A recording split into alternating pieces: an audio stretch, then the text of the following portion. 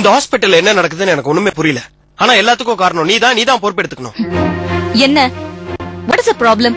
அந்த ஸ்டூடண்ட் சரவணனுடைய அப்பா எனக்கு போன் பண்ணி திட்டுறாரு. ஸ்டூடண்ட் சரவணன் டீச்சரை கத்தியால குத்துறானே அந்த பையனுடைய அப்பா. அவனோட அப்பா ஏன் உன்ன போன் பண்ணி திட்டுறாரு? நியாயமா பார்த்தா உன்னை திட்டி இருக்கணும். ஏன்னா பாலன் ரெசிக்னேஷன் லெட்டர் கொடுத்தப்ப சாரி சார் மனசுல எதுவும் வச்சுக்காதீங்க, நீங்க தொடர்ந்து சாந்தி நிலையத்திலே வேலை பார்க்கணும் அப்படி இப்படின்னு வேண்டி விரும்பி கேட்டுக்கிட்டது நீதானே. அந்த பாலன் சரவணன் வீட்டுக்கு போய் அவங்க அப்பா கிட்ட உங்க பையனை இந்த மாதிரி வளர்க்காதீங்க அந்த மாதிரி வளர்க்காதீங்கன்னு பணத்தை கட்டிக்கிட்டு ஆடாதீங்க, பையனுடைய ஃபியூச்சரையும் பாருங்க அப்படி இப்படின்னு ஏகப்பட்ட அட்வைஸ். இந்த மாதிரி ஒரு டாக்டரை ஏன் வேலைக்கு வச்சிருக்கீங்க அப்படின்னு அவங்க அப்பா எனக்கு போன் பண்ணி கண்டுபிடித்திட்டான். இதெல்லாம் எனக்கு தேவையா? டாக்டர் பாலனை உடனே என் கேபினுக்கு அனுப்புங்க.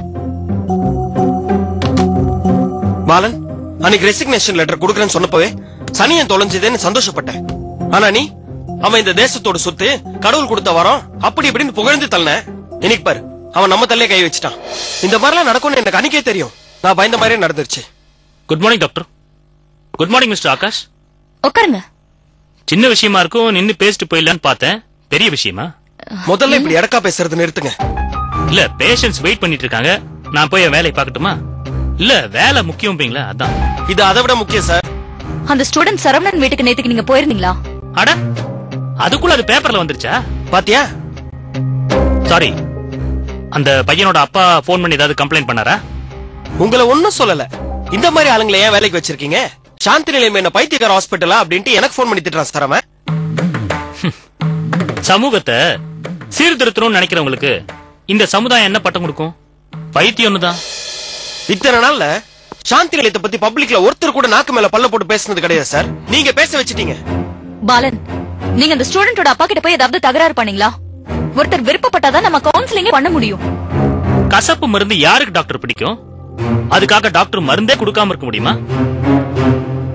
தத்துவமா வைத்தியத்தையும் சமூக சேவையும் ஒன்னா போட்டு குழப்பிக்கிறீங்க. அதான் சார் உங்க பிரச்சனையே. வைத்தியம் உடலுக்கு மட்டும் இல்ல மனசுக்கும் தேவை. அதுக்கு 1000 பேர் இருக்கான் சார். இல்ல ஆகாஷ், ஒருத்தர் கூட இல்ல. மத்தவங்க பாத்துப்பாங்க, இது நம்ம வேலை இல்ல, இதுக்கு நாம பொறுப்பு இல்லன்னு எல்லாரும் தட்டி கழிச்சுக்கிட்டு இருக்கோம். உண்மையை சொல்ல போனா Balan is trying to bell the cat. அவரை நாம என்கரேஜ் பண்ண முடியலனாலும் டிஸ்கரேஜ் பண்ணக்கூடாது. சுத்தம். சார், இதுல நீங்க கவனிக்க வேண்டிய முக்கியமான விஷயம், நான் இங்க டியூட்டி முடிஞ்சு ஈவினிங் 5 மணிக்கு அப்புறம் தான் அங்க போனேன். அதுவும் சாந்தி நிலையம் டாக்டரா நான் அங்க போல. ஒரு பேப்பர் படிக்கிறவனா, பக்கத்து வீட்டுக்காரனா, ஒரு சிட்டிசனா தான் நான் போனேன். ஆனா அவர் உங்களை இங்க ஒர்க் பண்ற ஸ்டாஃபா தான் சார் பாக்குறாரு. அதனால சாந்தி நிலையம் பேர்ல கெடுது. ஆகாஷ், எல்லாரையும் எல்லாராலையும் திருப்திப்படுத்த முடியாது, எல்லாருக்கும் நல்லவங்களா இருக்க முடியாது. கரெக்ட் தாமா, உன்னால என்ன கன்வின்ஸ் பண்ண முடியாது. நான் எப்பவும் என் ஸ்டாண்ட்ல தான் இருப்பேன். பாலன் பண்ணது தப்பு தான். நீங்க கண்டினியூ பண்ணுங்க சார், பெர்மனண்டா கண்டினியூ பண்ணுங்க. I'm sorry doctor Balan. போக போக ஆகாஷ் உங்களை புரிஞ்சுக்குவாரு. Thank you doctor. Thanks for your support.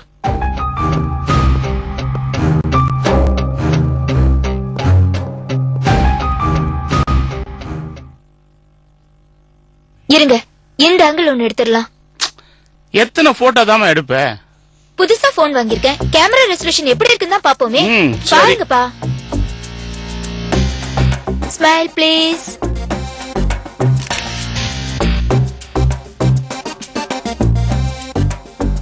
அப்பா இங்க பாருங்க.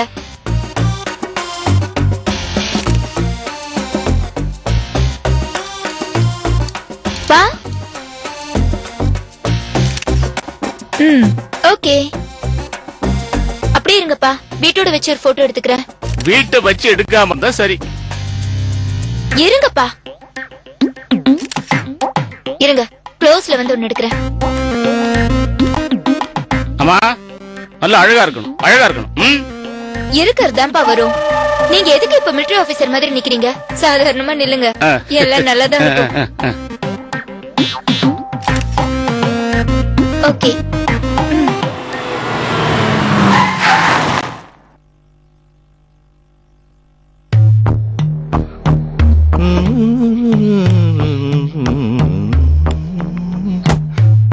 வணக்கம் சார். அட என்ன சார் அப்படி பாக்குறீங்க? நம்ம கார் தான் சார். டிஸ்மிஸ் ஆனவன் வேலை வெட்டி இல்லாம சோத்துக்கு கஷ்டப்பட்டுக்கிட்டு இருந்தானே, இவன் எப்பரா புதுக்கார்ல வந்து இறங்குறானேன்னு பாக்குறீங்களா? சார், நீங்க தான் கருணை காட்டல, மேல இருக்கவன் காட்டிட்டான் சார். இப்ப நான் பிசினஸ் பண்ணிட்டு இருக்கேன் சார். பிசினஸ் நல்ல அமோகமா போயிட்டு இருக்கு. இதோ இன்னைக்கு இந்த கார் வாங்கியிருக்கேன். சீக்கிரத்துல லேட்டஸ்டா ஒரு கார் வாங்குவேன். இன்னும் 2 மாசத்துல மடிப்பாக்கத்துல ஒரு அரை கிரவுண்ட் நிலத்தை வாங்கி வீட்டை கட்ட போறேன். நீங்க டிஸ்மிஸ் பண்ணதுனால நான் ஒண்ணும் கெட்டு போகல சார், நல்லா தான் இருக்கேன். அத நான் உங்ககிட்ட சொல்லிட்டு போறதுக்காக தான் வந்தேன். வாழ்க்கையில நான் எங்கேயோ போயிட்டு இருக்கேன், பாவம் நீங்க இங்கேயே தான் இருக்கீங்க சார். வேற யாரையாவது டிஸ்மிஸ் பண்ணீங்கன்னா அவனை நேர என்கிட்ட அனுப்பி வைங்க சார். அவனுக்கு ஏதாவது ஒரு வேலையை போட்டு கொடுக்குறேன். அப்புறம் சார், நீங்க 2 பேரும் வேற எங்கேயாவது டூருக்கு போறதா இருந்தா என்கிட்ட சொல்லி அனுப்புங்க சார். நம்ம வண்டியில பிக்கப் பண்ணி கூட்டிட்டு போறோம் சார். இதுல என்ன சார் இருக்கு? நம்மளாம் ஒண்ணுக்குள்ள ஒண்ணு இந்த உதவியோட செய்யலன்னா எப்படி சார்? வரட்டா சார்?